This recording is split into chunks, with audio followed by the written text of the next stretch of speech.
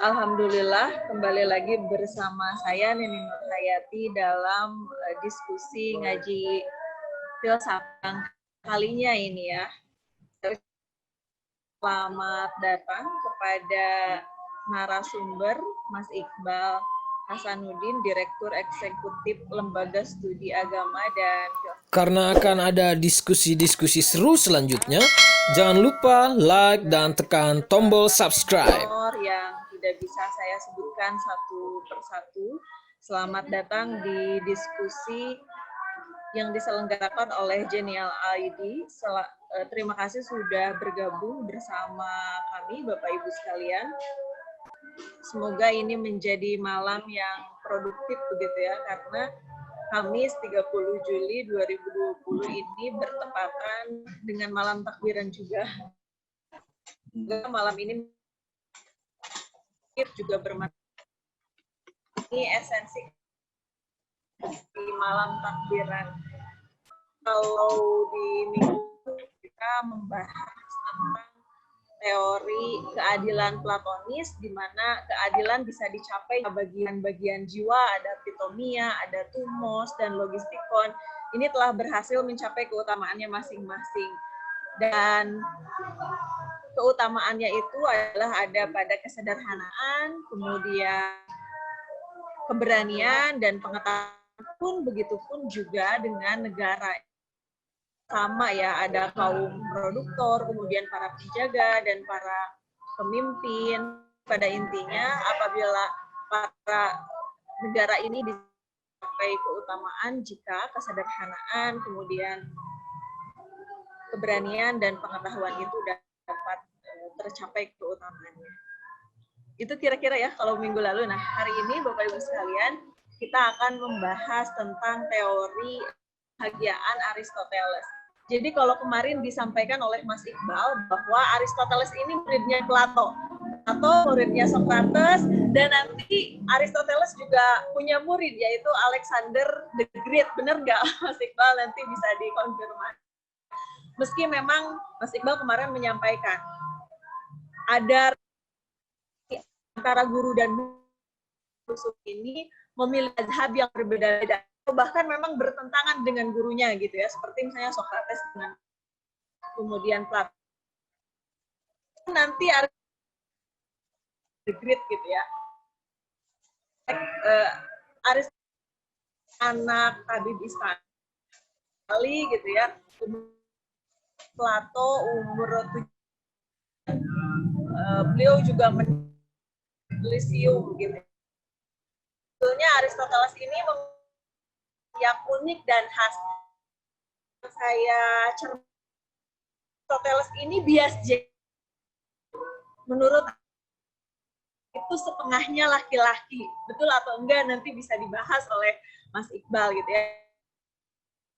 Menurut paham Aristoteles, pengetahuan sejati itu diperoleh dari keseharian atau menekankan pada realistisme dengan telos.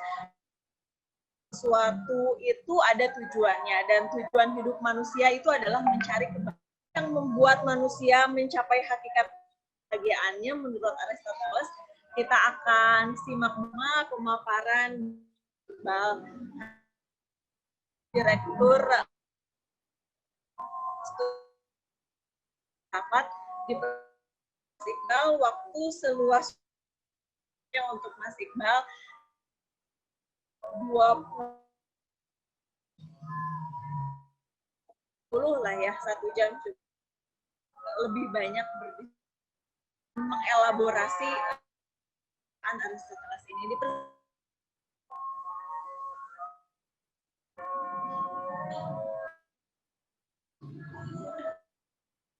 Bentar Mas Iqbal, acara ini dengan membacakan basmalah.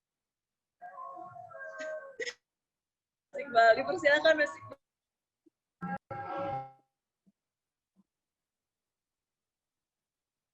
Baik, terima kasih banyak. Assalamualaikum warahmatullahi wabarakatuh. Selamat sore, selamat malam, salam sejahtera, salam kebajikan, Om Swastiastu, apalagi banyak ya. Biasanya lengkap kalau para pejabat mengucapkan salam banyak, tapi yang pasti pada intinya salam hormat untuk semua yang hadir dalam diskusi kita kali ini. Saya ucapkan selamat, terima kasih juga kepada Genial ID ya, yang dengan penuh semangat menyelenggarakan program-program pencerahan untuk masyarakat, khususnya mereka yang tertarik dengan kajian-kajian filosofis ya. Ini adalah pertemuan ketiga, ya, kita diskusi tentang filsafat ya. 3 minggu yang lalu kita, ya 2 minggu yang lalu, 3 minggu yang lalu kita diskusi tentang pengantar, apa itu filsafat dan mengapa kita tidak perlu berfilsafat. Seminggu yang lalu kita diskusi tentang teori keadilan Platon ya. Seperti tadi dikatakan oleh Teh Neni, kita diskusi tentang satu pemikiran yang hingga saat ini masih diperdebatkan, tidak ada hentinya ya, pemikiran Platon. Kali ini di pertemuan yang ketiga kita akan membahas seorang filsuf yang tidak kalah besar dari Platon, meskipun sebenarnya Aristoteles ini adalah seorang murid Platon ya, salah satu murid terbesar, karena Platon di akademia itu punya banyak murid, dan Aristoteles adalah salah satu dari murid Platon ya.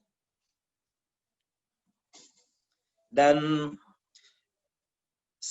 pemikiran Aristoteles sangat luas ya sebetulnya, dari mulai metafisika, kemudian ada logika, matematika, ilmu alam, psikologi filosofis, etika, dan banyak ya, banyak bidang yang memang dikaji oleh Aristoteles. Malam ini saya pribadi akan fokus pada tema-tema yang berhubungan dengan persoalan kebahagiaan ya. Kalau kemarin kita bicara tentang keadilan, maka hari ini kita bicara tentang kebahagiaan. Makanya di bahan yang saya share, ditulis judulnya adalah Etika Kebahagiaan Aristoteles. Mengapa nanti judulnya adalah Etika Kebahagiaan Aristoteles? Kita mulai dengan penjelasan biografis ya, karena katanya tak kenal maka tak sayang ya. Jadi sebelum kita mendiskusikan pikiran-pikirannya, kita lihat dulu sekilas siapa sih sebetulnya Aristoteles ini gitu kan. Nah, di sini disebutkan Aristoteles ini lahir di Stagira ya, Yunani Utara. Kalau sekarang itu mungkin daerah Balkan ya, di daerah sekarang itu. Pada 384 sebelum Masehi. Jadi 4 abad sebelum Masehi ya, kurang lebih gitu ya. Dan dia meninggal pada usia 63 tahun. Mirip Nabi Muhammad ya, 63 tahun ya. Di Kalkis pada 322 sebelum Masehi. Nama ayahnya Nikomakos, nanti anaknya juga sama, Nikomakos juga nih. Jadi ayahnya dengan anaknya punya nama yang sama ya. Anaknya Aristoteles, Nikomakos, ayahnya sendiri Nikomakos. Nikomakos ini adalah seorang dokter yang bekerja sebagai dokter pribadi di kerajaan Makedonia. Aristoteles ini kan punya silsilah dengan Makedonia ya, makanya nanti dekat dengan Alexander Agung itu yang menjadi raja Makedonia. Dan leluhurnya kalau dilacak, kakeknya, buyutnya itu juga banyak berprofesi sebagai dokter pribadi dari raja-raja di Makedonia. Ibunya bernama Paistis ya, dan dari tradisi keluarganya kita bisa mengerti mengapa Aristoteles sangat tertarik dengan sains ya. Jadi keluarga saintis lah. Kalau zaman sekarang itu Aristoteles ini orang yang lahir dari keluarga saintis, sehingga mengapa minatnya sangat kuat pada ilmu pengetahuan, pada pengetahuan ilmiah, bisa dipahami dengan latar belakang keluarganya ya. Nah kemudian Aristoteles adalah seorang murid dari Platon. Dia pergi ke Athena selama kurang lebih 20 tahun ya, belajar dengan Platon sampai Platon meninggal. Kemudian setelah dia selesai belajar dengan Platon di akademia, ia menikah dan berkeluarga ya. Sempat menikah pertama dengan istri yang pertama, kemudian berpisah. Saya lupa berpisah atau meninggal, tapi punya anak perempuan. kemudian menikah lagi, dan punya anak laki-laki. Nah, anak laki-laki inilah yang kemudian diberikan nama Nikomakos. Nikomakos ya memang tidak terkenal ayahnya ya, tapi ada satu buku yang sangat terkenal karena jasa dari Nikomakos. Nikomakos ini kan anak dan sekaligus murid secara tidak langsung ya dari ayahnya, Aristoteles. Dan Aristoteles kan dia ceramah aja gitu ya, menjelaskan pikiran-pikiran tentang filsafat. Dan untuk tema-tema etika itu diedit oleh Nikomakos. Jadi pikiran-pikiran atau bahan ajar dari Aristoteles tentang etika dikompilasi, diedit, disunting oleh anaknya Nikomakos, sehingga buku etika yang terkenal dari Aristoteles diberikan judul Etika Nikomacheia. Dalam bahasa Inggris, The Nicomachean Ethic. Pemikir etika Aristoteles yang dihasilkan dari kerja keras sang anak, yaitu Nikomakos. Jadi, kalau ada kata Nikomakos di situ, artinya ya merujuk pada anaknya, bukan pada ayahnya Aristoteles ya, karena yang bekerja untuk menyunting adalah sang anak sekaligus muridnya, yaitu Nikomakos. Selanjutnya, slide berikutnya.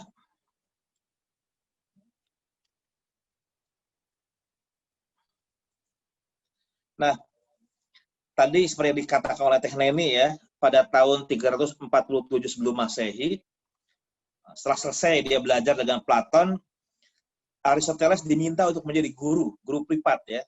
Nggak tahu kalau sekarang itu guru privat orang nggak terlalu tertarik ya, tapi dulu mungkin karena yang menjadi murid privatnya anak raja, jadi prestisius ya. Jadi dia menjadi guru privat bagi Alexandros, dikenal sebagai Alexander ya, Alexandros III. Ketika Alexandros itu berusia 13 tahun. Alexandros adalah anak dari Filipos II ya, dikenal dengan Raja Philip II.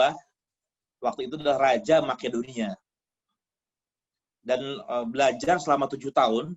Jadi lama juga Alexandros itu belajar pada Aristoteles selama 7 tahun.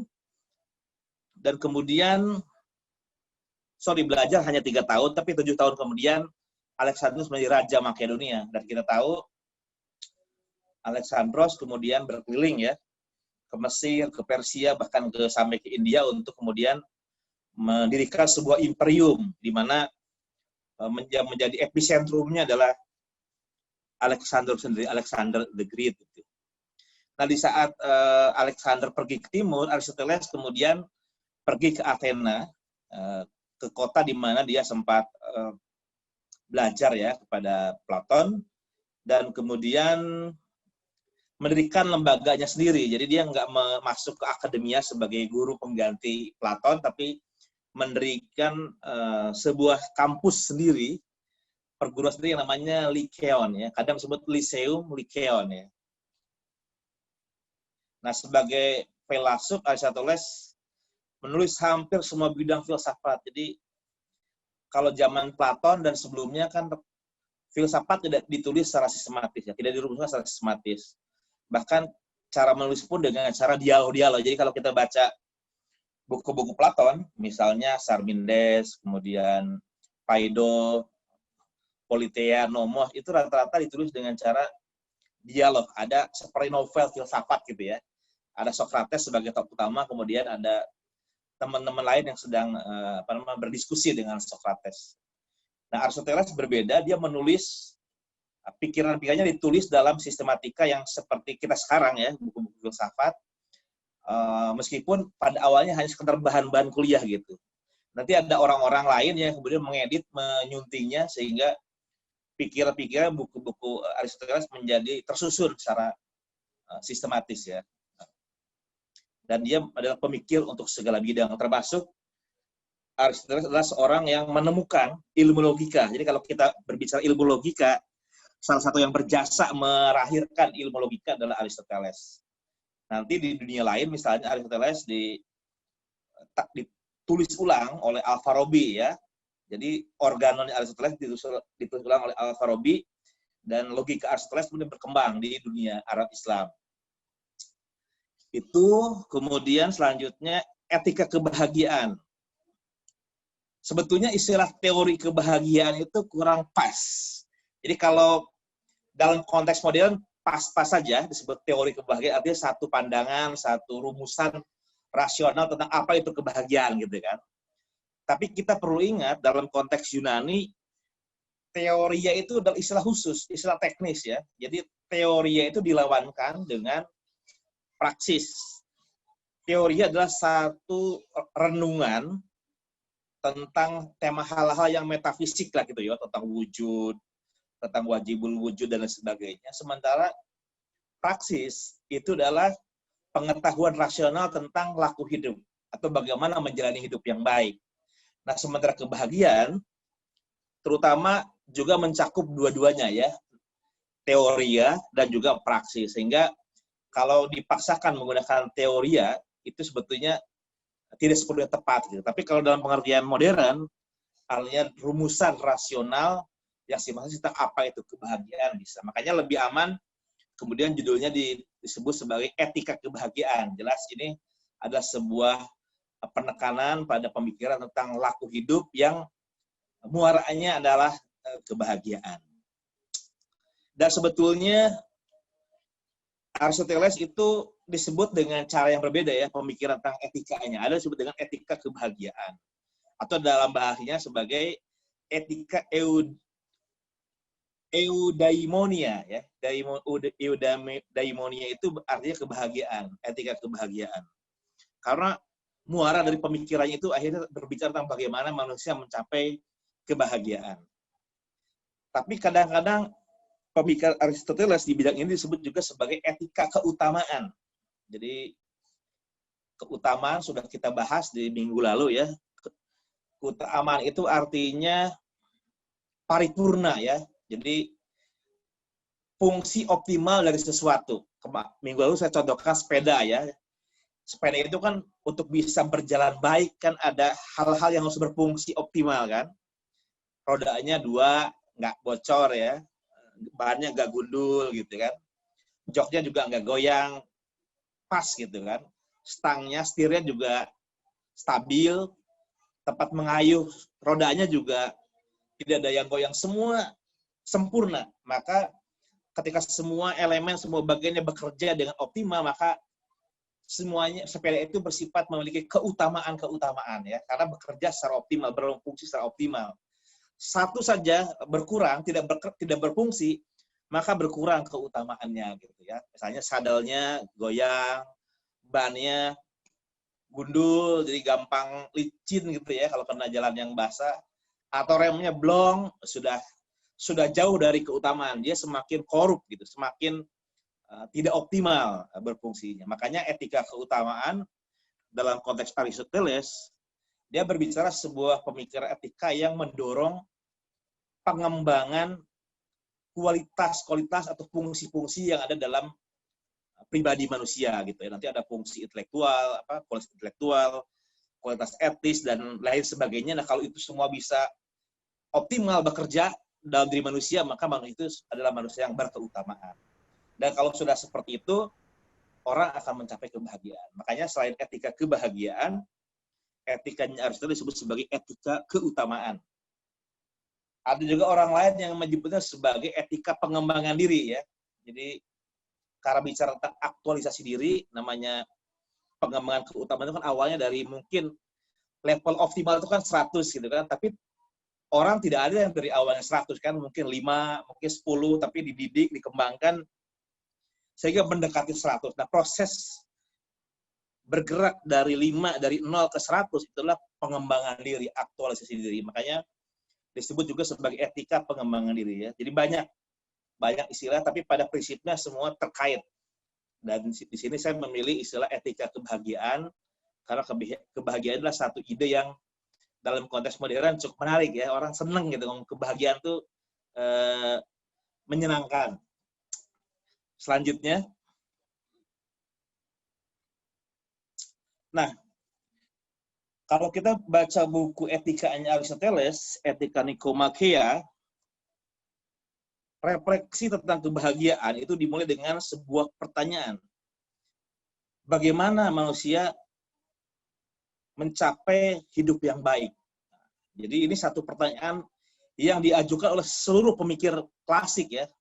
terutama Yunani. Jadi Socrates, Platon, Aristoteles, bahkan para pemikir setelahnya, orang seperti Epikuros, Marcus Aurelius, Seneca, termasuk juga para pemikir di belahan dunia yang lain ya. Mereka berbicara tentang bagaimana sih manusia bisa menjalani kehidupan yang baik gitu ya. Karena dalam konteks manusia, hidup saja tidak cukup.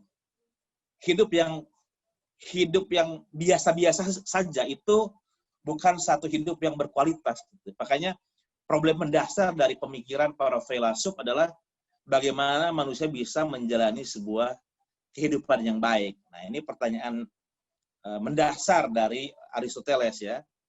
Istilah baik ini ya bukan soal semata-mata baik buruk dalam arti moral ya. Misalnya mencuri itu buruk, berbohong itu buruk, jujur itu baik, bukan hanya itu.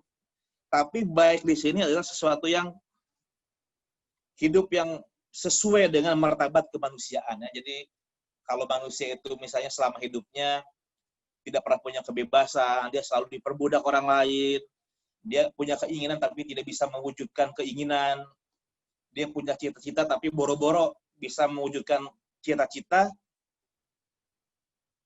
maka kehidupannya itu jauh dari kehidupan yang baik ya. Jadi lawan dari baik, ya, hidup yang tidak berkualitas gitu. Nah, karena persoalan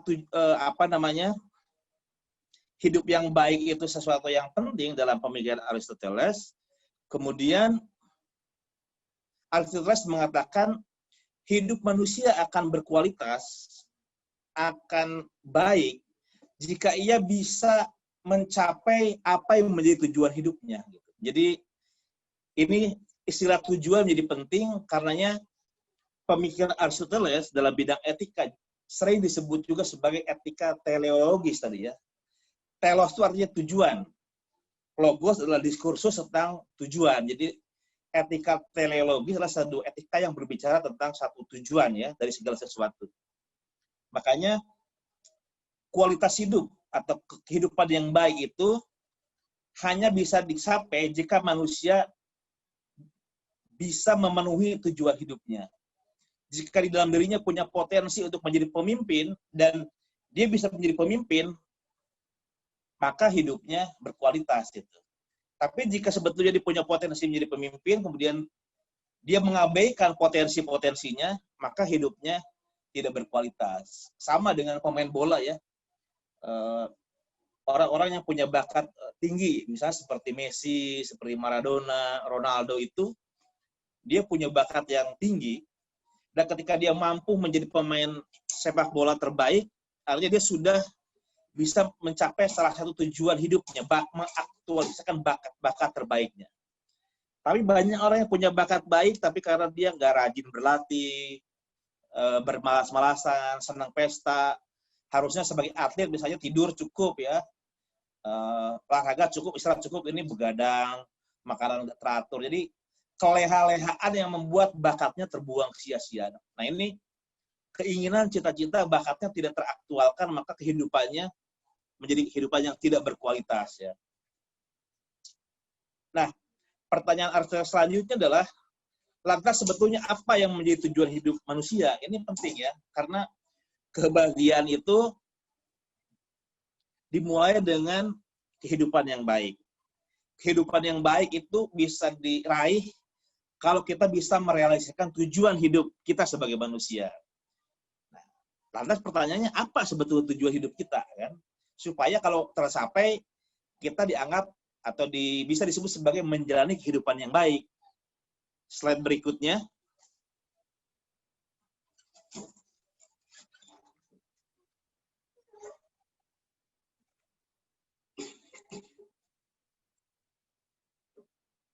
Menurut Aristoteles, nah ini istilah yang menarik dari Aristoteles ya. Dalam setiap tindakan atau apapun yang dilakukan oleh manusia, pasti selalu punya tujuan atau ada satu nilai yang ingin dicapai dari tindakan yang kita lakukan. Misalnya kita melakukan makan. Tidak ada orang makan untuk makan, pasti melakukan orang makan, pasti ada satu hal yang ingin dicapai, misalnya kenyang gitu ya, atau awalnya tidak punya tenaga, lemas karena kurang makan, setelah makan menjadi kuat. Nah ini kan makan itu, tindakan makan itu punya tujuan gitu. Kemudian kalau orang sudah kuat, apakah cukup dengan kuat saja atau kuat itu juga punya tujuan yang lain?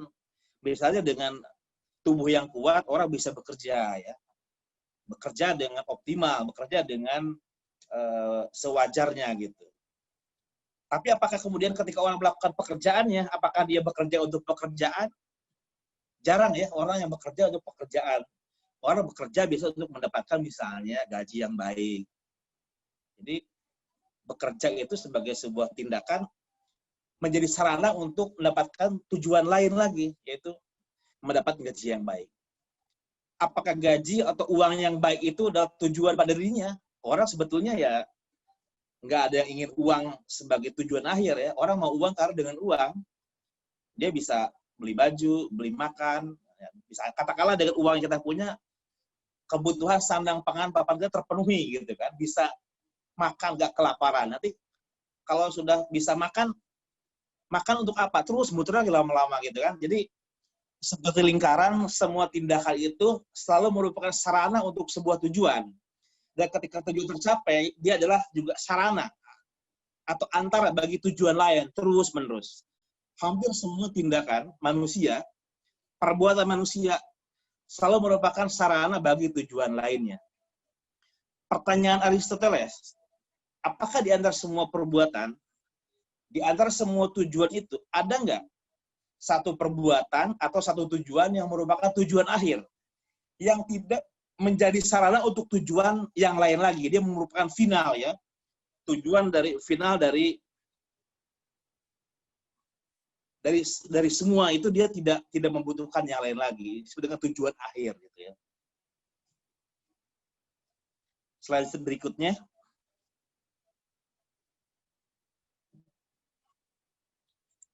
Kata Aristoteles, tentu saja uang bukan tujuan akhir, dia tujuan antara. Tadi dijelaskan, nggak ada orang yang tertarik dengan uang itu sendiri, kertas gitu kan. Uang kertas itu sebenarnya nggak ada artinya kalau dalam situasi di mana ia tidak bisa digunakan untuk membeli makanan, pakaian dan sebagainya, untuk bayar sekolah ya, yang lain-lain gitu.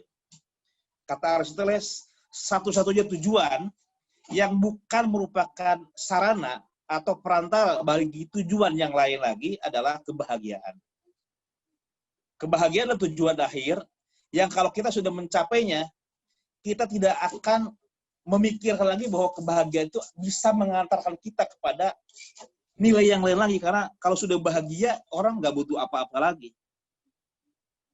Beda dengan kalau punya uang, kalau udah punya uang, uangnya untuk apa gitu kan, bisa beli apa. Kalau punya jabatan, untuk apa? Masih ada tujuan yang bisa dicapai dengan teraihnya hal itu gitu. Tapi kalau sudah bahagia, maka kebahagiaan itu sudah menjadi tujuan akhir dari semua tindakan dalam semua rentang kehidupan manusia ya.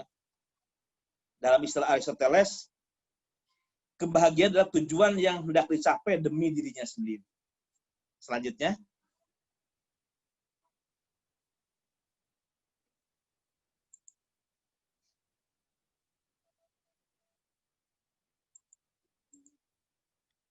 Slide selanjutnya. Nah, jika kebahagiaan itu adalah tujuan akhir, tentu Aristoteles sebagai seorang pemikir, dia ingin berfokus pada hal besar ya. Bukan berarti hal kecil itu tidak penting dibicarakan, tapi soal kebahagiaan itu sesuatu yang terlalu penting untuk diabaikan. Makanya Aristoteles berbicara tentang hidup seperti apa, cara hidup seperti apa, pola hidup seperti apa, yang kalau kita jalani, kita bisa mencapai kebahagiaan yang diinginkan tadi ya. Jadi tujuan hidup tercapai, itu adalah bahagia, dan cara hidup seperti apa yang bisa mencapai kebahagiaan. Tadi kan soal sarana dan tujuan kan. Jadi kalau ingin kenyang, ya cara terbaik kan makan gitu kan. Kalau ingin punya uang, ya banyak cara sih, bisa bekerja, bisa minta uang ke orang, tapi selalu untuk mencapai tujuan selalu ada sarananya. Nah, kalau kebahagiaan itu adalah sebuah tujuan akhir yang ingin dicapai oleh seluruh manusia, maka sarana apa atau jenis kehidupan apa atau kelakuan apa yang perlu dilakukan agar tercapainya kebahagiaan itu. Nah,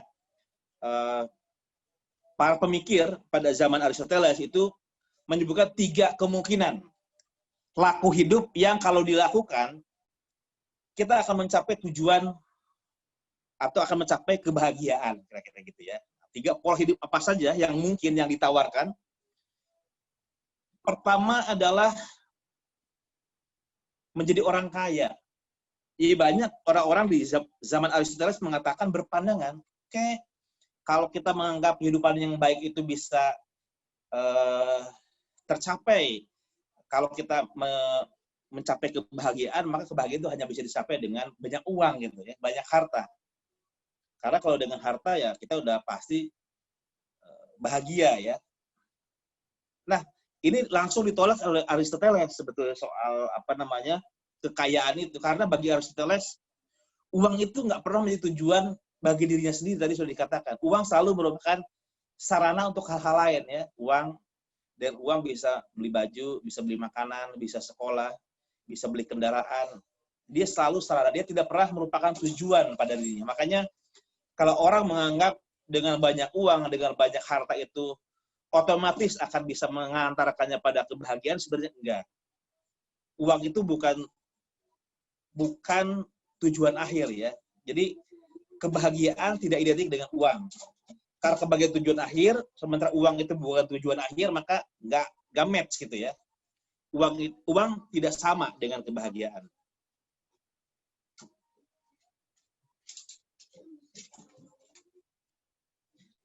Oke, jadi itu tesis pertama yang ditolak oleh Aristoteles ya, kekayaan sebagai sarana untuk menghasilkan kebahagiaan. Yang kedua, ada orang yang mengatakan, oke, Aristoteles, kalau uang bukan sarana terbaik untuk sampai kepada kebahagiaan, berarti kalau gitu kehormatan ya, terkenal. Kalau orang udah terkenal, populer, nah itu pasti bahagia gitu kan. Ya. Nah, ini Aristoteles juga menolak ya. Ya kalau istilah sekarang, kalau cuma terkenal juga belum tentu bahagia ya. Kalau terkenal karena hal-hal buruk juga nggak menyenangkan juga gitu kan. Bahkan kalau orang terkenal, terhormat karena kebaikan-kebaikan, kata Aristoteles, nama besar, popularitas itu sebetulnya hanya dampak bukan tujuan.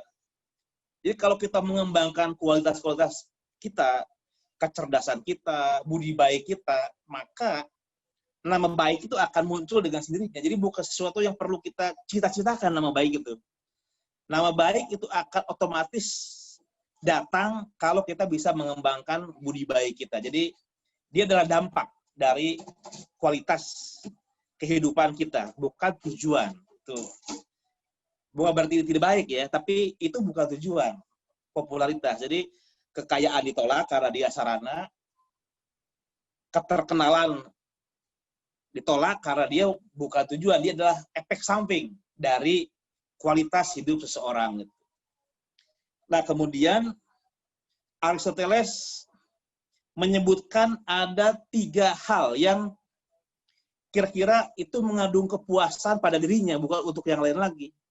Pertama adalah hidup untuk mencari nikmat yang sebesar-besarnya dan menghindarkan rasa sakit yang supaya sekecil-kecilnya gitu. Jadi kebayang ya, kalau kita nggak punya rasa sakit gitu, nggak sakit, nggak punya penyakit, nggak lapar, nggak sedih gitu kan, kita semua senang-senang, mau makan ada, mau apa, pokoknya semua senang, itu kayaknya udah selesai hidup gitu ya, sudah tercapai keinginan. Ini yang pertama ya, artinya mencari nikmat.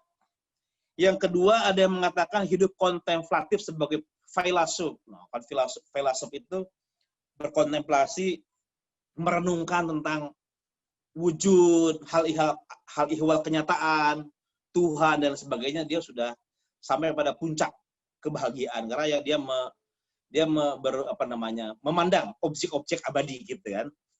Yang ketiga adalah kehidupan praktis atau kehidupan politis. Ini 3 hal yang nanti didiskusi oleh Aristoteles ya.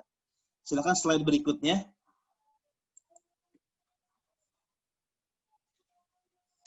mencari nikmat. Apakah betul mencari nikmat yang sebesar-besarnya itu identik dengan kebahagiaan? Ya sebetulnya Aristoteles tidak menolak nikmat ya. Artinya dalam kadar tertentu kebutuhan kehidupan yang baik itu juga sebaiknya memang berada dalam kondisi di mana kita seminimal mungkin merasakan sakit dan sebanyak mungkin merasakan nikmat ya, yang enak-enak gitu. Karena kalau kita berada dalam keadaan sakit, tidak bisa makan, tidak bisa berjalan, itu juga sebuah penderitaan yang mengurangi kualitas hidup manusia juga gitu ya. Tapi pertanyaannya kata Aristoteles, apakah betul mencari nikmat yang sebanyak-banyaknya dan menghindari rasa sakit yang juga sekecil-kecilnya itu layak dijadikan sebagai tujuan hidup? Nah, ini pertanyaannya. Ini bukan berarti Aristoteles menolak ya, tapi Aristoteles mengatakan apa itu layak dijadikan sebagai tujuan hidup, mencari nikmat yang sebanyak-banyaknya. Nah, Aristoteles bertanya, sebetulnya kalau tujuan hidup itu mencari nikmat yang sebanyak-banyaknya ya, nikmat dari apa yang kita makan, nikmat atau rasa enak yang kita minum, nikmat karena hubungan seksual misalnya. Sebetulnya itu cara hidup yang tidak khas manusiawi. Kalau hanya sekedar mencari nikmat, menghindari bahaya, memelihara sakit, ya kambing juga begitu ya, sapi juga begitu, semua hewan begitu. Kalau kita seumur hidup hanya mencita-citakan ingin dapatkan nikmat yang sebanyak-banyaknya dan meminimalkan rasa sakit, maka level kehidupan kita, kualitas hidup kita sebenarnya nggak ada bedanya dengan kambing, sama levelnya gitu. Secara filosofis tidak ada perbedaan kualitatif antara kita dengan hewan kalau dalam hidup yang kita cari hanya mencari nikmat yang sebanyak-banyaknya dan menghindari rasa sakit yang sesedikit-dikitnya. Nah ini hedonisme itu sebetulnya tidak bisa dijadikan sebagai dasar untuk mencapai kebahagiaan karena tadi tidak khas manusiawi. Hewan juga seperti itu hidupnya. Jadi keseluruhan hidup hewan dilandaskan pada prinsip tadi, prinsip kenikmatan ya.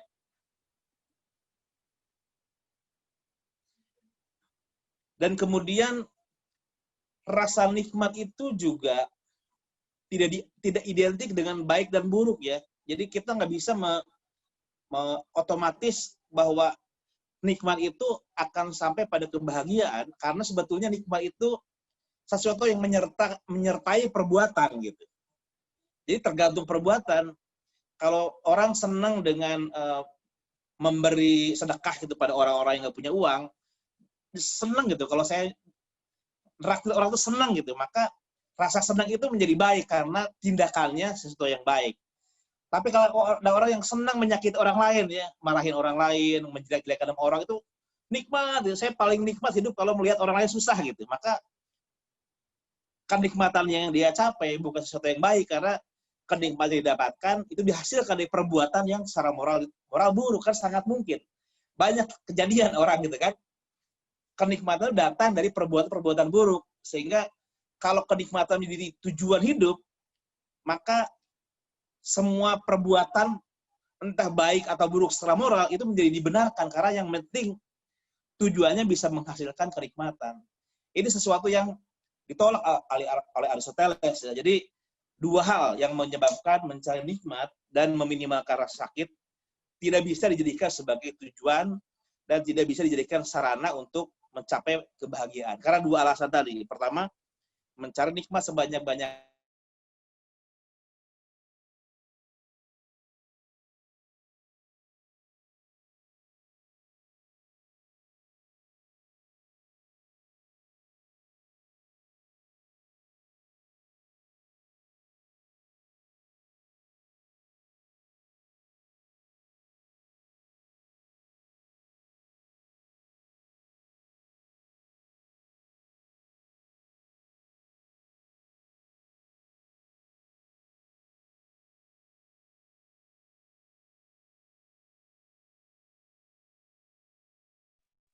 Halo, Pak Iqbal, suaranya nggak kedengaran, Pak Iqbal. Tolong di-unmute.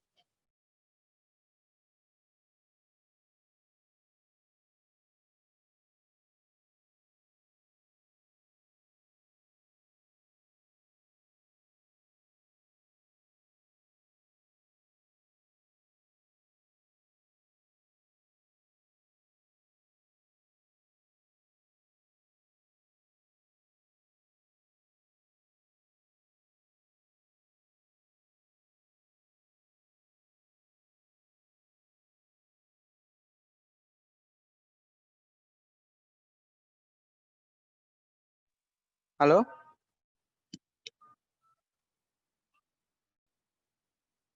Pak Iqbal? Pak Yayan, dengar suara saya Pak Yayan?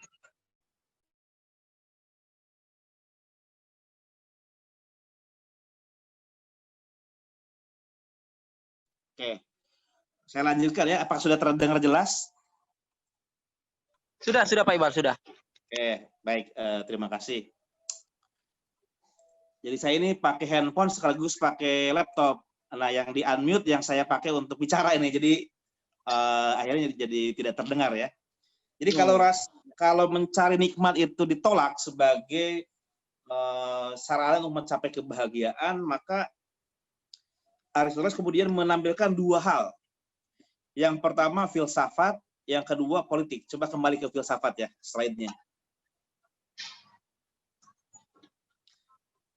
Menurut Aristoteles, sesuatu yang akan membahagiakan manusia itu pastilah satu tindakan, satu perbuatan yang khas manusiawi.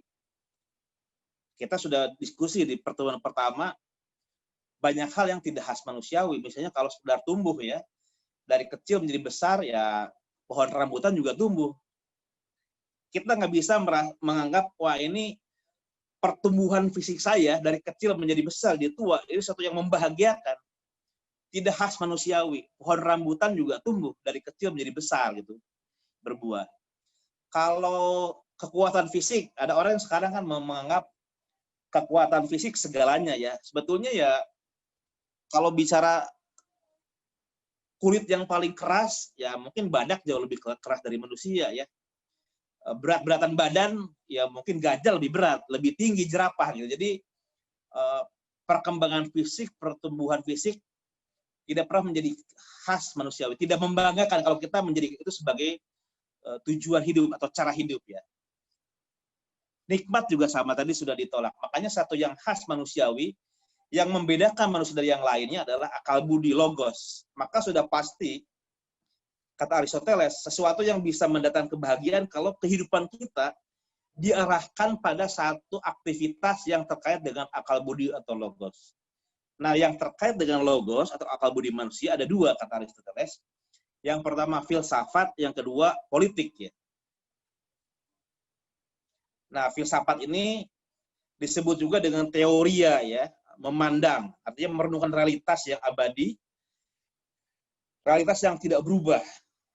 Dengan filsafat manusia memperoleh kebijaksanaan, sophia. Nanti ada sophia, ada episteme ya. Artinya kalau manusia bisa mengembangkan kualitas di bidang ini, di bidang intelektual ya, filosofis, maka manusia punya jalan untuk sampai kepada kebahagiaan. Karena yang berfilsafat hanya manusia. Di luar manusia tidak bisa berfilsafat. Hewan tidak berfilsafat. Tumbuhan tidak berfilsafat. Tanah tidak berfilsafat. Makanya kalau manusia bisa mengoptimalkan aspek kehidupan yang khas daripada manusia, yaitu filsafat, kata Aristoteles, manusia punya jalan untuk sampai pada kebahagiaan. Nah ini dengan akal budinya manusia bisa memahami eksistensi dunia, menjalani kehidupan dengan kepedulian, kritis, cerdas, bermoral ya. Jadi bisa terbayang sih kalau istilah berfilsafat itu artinya manusia mengembangkan intelektualitas dalam melihat segala sesuatu ya. Kalau kita jadi manusia yang ini tidak paham, itu tidak paham, dibodohi orang, ini nggak tahu, kok hidup tuh kayak nggak berkualitas gitu. Internet, gaptek, kerja, pengetahuannya kurang, ya, menjadi pemimpin, nggak tahu apa-apa, belajar nggak bisa, semua serba nggak tahu, semakin rendah kualitas intelektual seorang, sudah pasti kualitas hidupnya akan semakin rendah, artinya semakin jauh dari kebahagiaan. Tapi semakin orang itu punya kapasitas intelektual yang tinggi, mengerti hal ihwal pengetahuan, dari aspek yang metafisika, fisika, kemudian kenyataan alamiah dan sebagainya, maka itu sesuatu yang akan menyenangkan, yang membahagiakan manusia. Jadi cara hidup filosofis adalah jalan untuk sampai pada kebahagiaan yang pertama. Yang kedua, kata Aristoteles, silakan slide berikutnya, adalah politik. Nah ini para politisi senang ini, karena Ada kata politik dipilih ya. Jadi kalau dalam Platon itu filsafat yang utama, bahkan dalam politik pun yang jadi pemimpin harus filosof gitu. Ini Aristoteles agak beda sedikit. Kata Aristoteles, berpolitik itu adalah sesuatu yang khas manusiawi. Tidak ada hewan yang berpolitik ya. Jadi kalau kita mengamati misalnya perilaku singa sebagai raja hutan, dia dipilih sebagai pemimpin bukan karena politik ya. Politik itu identik dengan negosiasi, debat, kemudian deliberasi publik, kritik, dialog, itu kan politik ya. Jadi semua kebijakan itu ya, itu adalah satu buah dari diskursus rasional di antara warga negara gitu. Tapi kalau dalam kerajaan binatang, kalau kita amati itu ya tidak ada debat. Ini bicara tentang kekuatan gitu. Kalau binatang itu, bintang dianggap sebagai penguasa di sebuah wilayah, kalau yang lain itu takut padanya. Jadi tidak ada politik dalam wujud di luar manusia. Nah, karena berpolitik itu sesuatu yang khas manusiawi, maka itu juga bisa menjadi jalan untuk sampai pada kebahagiaan. Makanya ada istilah yang khas dari Aristoteles ya, manusia adalah zoon politikon, makhluk sosial.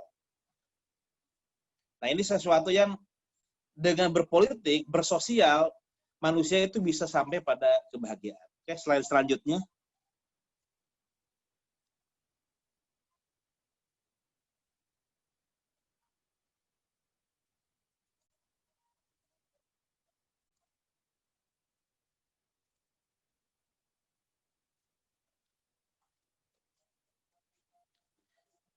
Bagi Aristoteles, kebahagiaan itu tidak akan dicapai dengan berdiam diri ya. Jadi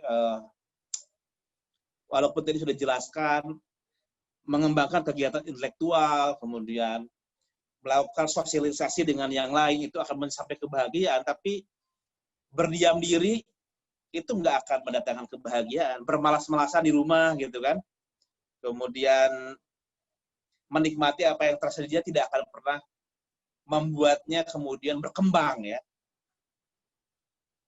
Manusia akan berkembang dalam dua bidang tadi, dalam bidang pemikiran intelektual dan juga dalam bidang hubungan sosial kalau dia terlibat dalam kehidupan, menjawab tantangan-tantangan gitu ya, baik tantangan yang bersifat keilmuan maupun tantangan sosial gitu ya, bagaimana mengatasi COVID, itu bisa tantangan COVID itu bisa mendorong kita semakin terampil, semakin cerdas dalam mengatasi problem-problem gitu ya. Kemudian kemiskinan. Kalau kita nggak pernah bergaul dengan kemiskinan, kita juga nggak peduli barangkali bagaimana mengatasi kemiskinan. Nah, perkembangan tadi, keutamaan-keutamaan, baik intelektual maupun etis, politis, itu hanya dicapai dengan keterlibatan langsung. Diaktualkan, pemikirannya dikembangkan, penelitian gitu kan, membaca buku, diskusi, juga dengan pergaulan dengan masyarakat sehingga kita bisa mengembangkan kemampuan di dua bidang tadi ya. Jadi walaupun dikatakan filsafat dan politik adalah jalan menuju kebahagiaan, tapi itu tidak akan pernah menjadi jalan yang betul-betul mengantarkan kita pada kebahagiaan kalau kita hanya berdiam diri saja.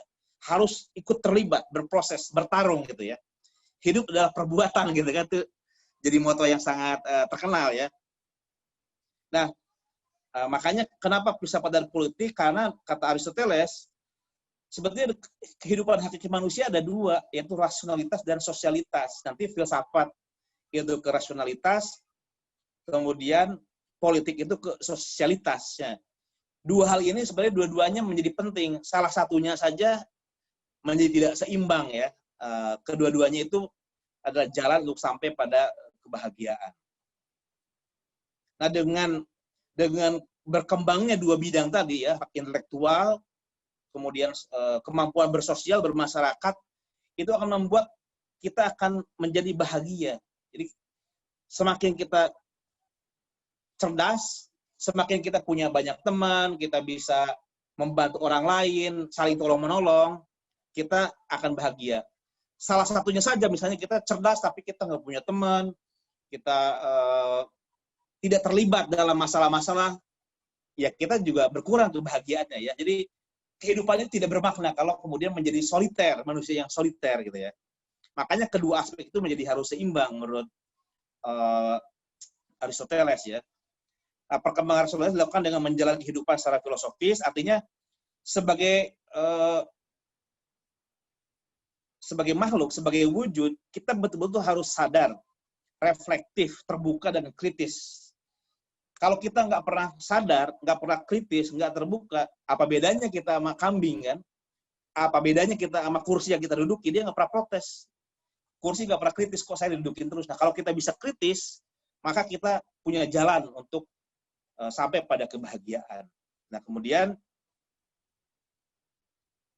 pengembangan sosialitas itu dilakukan dengan cara bertanggung jawab, ikut serta dalam persoalan kehidupan sosial. Jadi nggak bisa soliter di kamar aja, nggak terlibat dengan kehidupan, itu nggak cukup untuk sampai atau mengantar kita pada kebahagiaan. Selanjutnya, slide berikutnya. Nah, ini bahasa lainnya ya, pengembangan keutamaan.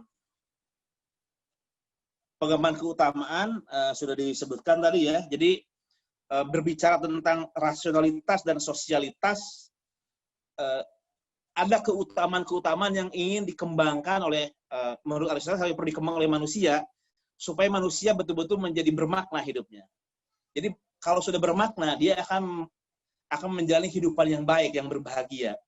Yang pertama adalah keutamaan teoritis yang disebut sebagai sophia ya. Sophia itu artinya mencintai kebijaksanaan. Kebijaksanaan adalah pengertian kemampuan intelektual untuk mengerti, memahami hal-hal yang metafisik gitu. Jadi kalau orang sekedar puas melihat hal yang berubah, oh gunung indah ya, oh padi menguning bagus, itu nggak sampai metafisik.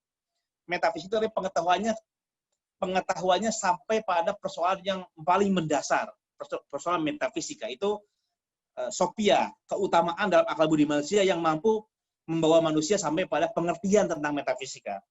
Kalau sophianya lemah, ya dia hanya berfokus pada yang partikular-partikular, yang dipikirkan oleh akal budinya hanya mungkin, ini Mbak Wan enak kali ya, kalau sore-sore makan jus jeruk enak kali ya, ya gitu-gitu aja yang partikular, tapi nggak berbicara tentang sampai yang metafisik gitu. Nah, kalau sophianya itu optimal, maka dia sampai pada pengetahuan metafisika.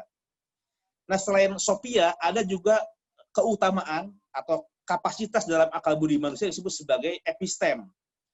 Epistem itu adalah satu kemampuan, satu fakultas dalam budi manusia yang membantu manusia mengerti tentang hukum-hukum pengetahuan ilmiah, misalnya hukum matematika, dalil Pitagoras.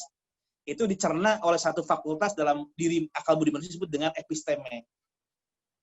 Termasuk hukum misalnya hukum Newton ya, gravitasi, itu semua dihasilkan oleh satu fakultas, satu keutamaan, satu daya dalam akal budi disebut sebagai episteme. Yang ketiga adalah pronesis. Nah, ini pronesis bukan kapasitas yang bersifat intelektual, tapi kapasitas etis. Itu adalah satu kapasitas dalam diri manusia yang mampu membawa manusia menjalani hidup dengan etis ya. Dia tahu marah itu buruk, tapi penakut juga tidak baik gitu kan. Dia tahu bahwa boros itu nggak bagus, pelit juga bagus. Yang bagus itu tengah-tengah lah, antara boros dengan pelit itu ya dermawan. Itu kemampuan untuk mengerti, menempatkan diri tidak pelit dan tidak boros, tapi dermawan, itu adalah pronesis. Keutamaan yang bersifat etis ya. Keadilan, kemudian kerendahan hatian. Jadi rendah hati itu ada satu, hanya bisa diketahui oleh pronesis, keutamaan etis, di mana rendah hati itu berada dalam posisi antara sombong dengan nggak percaya diri ya. Jadi Aristoteles mengatakan pronesis adalah satu keutamaan dalam budi manusia yang mampu mendorong manusia mengerti bahwa perbuatan baik itu selalu berada dalam jalan tengah di antara dua ekstrim tadi gitu. Selanjutnya,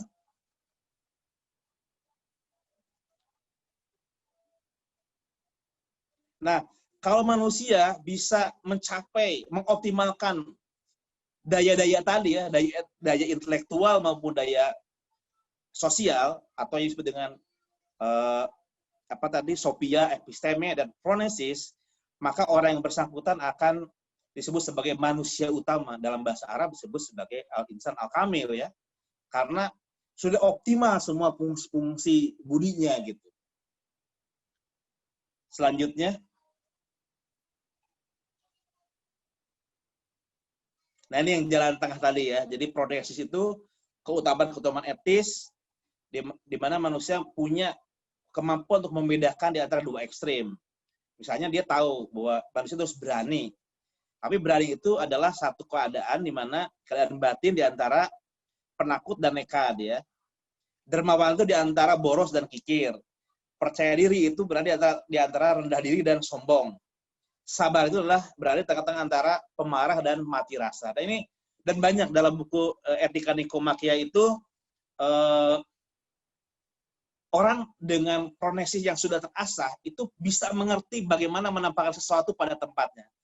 Dan bagi Aristoteles, pronesis itu nggak bisa dirumuskan seperti resep ya. Jadi kalau episteme kan bisa diajarkan. Misalnya kita punya murid, nah kamu ingat ya kalau bicara segitiga itu ini dalil Pitagoras loh, A kuadrat tambah B kuadrat sampai dengan C kuadrat.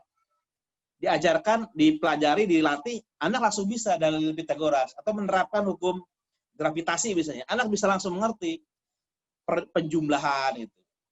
Tapi pronesis tidak bisa diajarkan. Pronesis adalah satu keutamaan yang diraih dari kehidupan praktis. Dia menjalani untuk menjadi seorang guru yang baik, ya dia harus terjun jadi guru. Mungkin awalnya dia guru yang jelek, makin lama makin baca buku, ketemu dengan murid, ketemu dengan guru yang lain, dia semakin mempelajari, oh ternyata guru yang baik itu seperti ini. Saya selama ini keliru. 15 tahun selama ini saya keliru memahami apa itu guru. Baru tahu setelah 15 tahun. Nah, itu nggak ada di buku gitu. Untuk menjadi berkeutamaan dalam bidang pronesis, sesuatu yang perlu terus diasah dalam kehidupan praktis, nggak ada rumusnya. Menjadi pemimpin sebuah negara, pemimpin sebuah organisasi, nggak ada bukunya. Buku boleh bicara ABCD, tapi dalam prakteknya pemimpin yang baik hanya dilahirkan dari melawan tantangan, berbuat dan langsung terjun praktis. Jadi tidak ada resep untuk menjadi orang berkeutamaan dalam bidang praktis. Dalam hal ini pronesis. Itu barangkali Bapak Ibu ya hadirin sekalian, diskusi kita tentang teori etika kebahagiaan dari Aristoteles. Silakan barangkali ada tanggapan, kami persilahkan. Terima kasih Teh Neni. Saya kembalikan ke Teh Neni. Siap. Baik, terima kasih Mas Iqbal. Pencerahannya sangat luar biasa sekali. Mas Iqbal, pertemuan kali ini kita jamaahnya lebih banyak lagi dari pertemuan pertama dan pertemuan kedua gitu ya. Dan tadi banyak juga mengapresiasi Mas Iqbal, pemaparannya keren, hebat, terasa tercerahkan, dan yang baru gabung kayaknya nyesel nih Mas Iqbal nggak ikut 2 pertemuan kemarin yang membahas soal Hegel dan teori keadilan Platonis gitu ya. Tadi sudah disampaikan banyak oleh Mas Iqbal soal bagaimana profil dari Aristoteles yang lahir dari keluarga saintis, kemudian Aristoteles menemukan ilmu logika yang kemudian juga salah satunya ditulis ulang oleh Al-Farabi, dan kita ralat berarti ya hari ini Mas Iqbal bukan tapi kebahagiaan Aristoteles.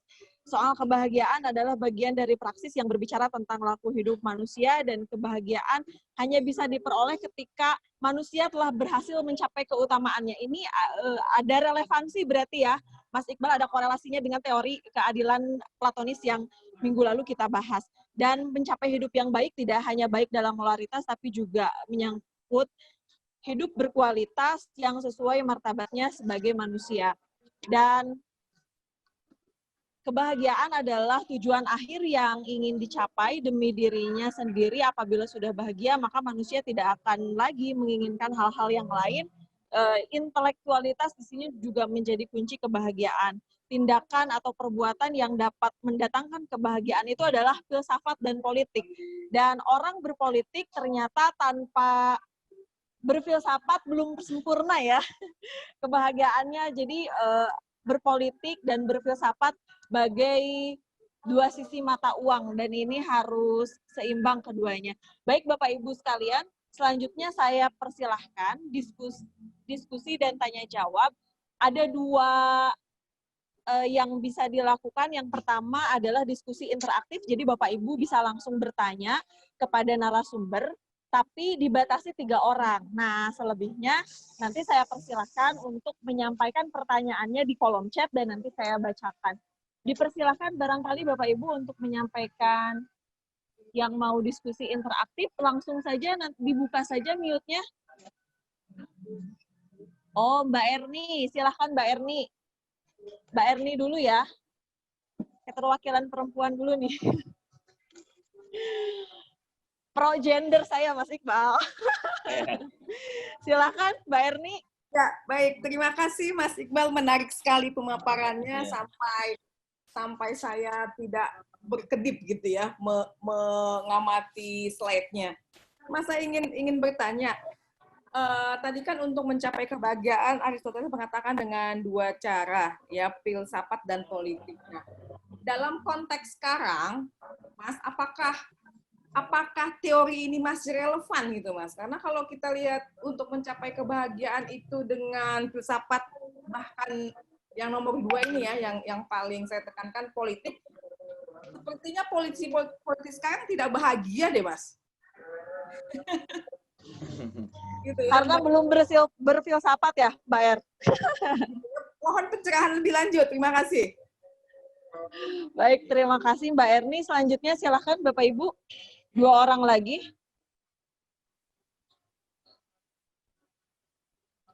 Bisa langsung dibuka mute-nya. Admin mohon dibantu untuk membuka mute-nya ya, bagi yang mau bertanya.